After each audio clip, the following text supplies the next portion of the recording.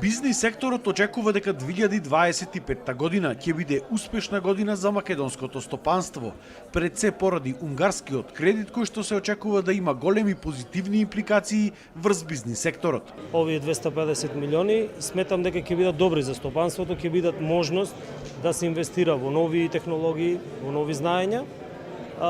Исто така во 2025 година дополнително ќе даде импакт и инфраструктурното поврзување, автопатот, бидејќи како што и владата најави, тоа е некаде 2% од бруто домашниот производ.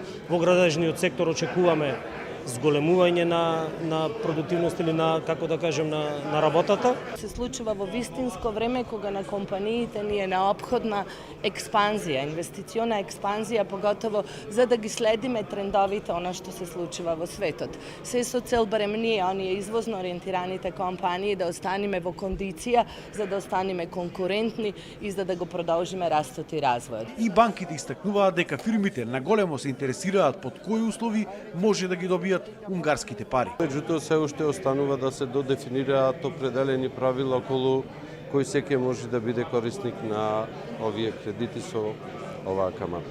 Заменик министерот за економија Маријан Ристевски ги повика компаниите максимално да аплицираат и да го искористат овој екстра поволен кредит.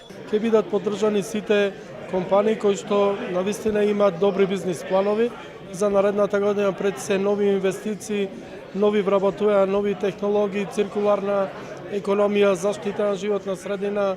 Со влезот и на останатите средства од владата за општините за изградба на капитални проекти, во 2025 се очекува драстично поместување на македонската економија.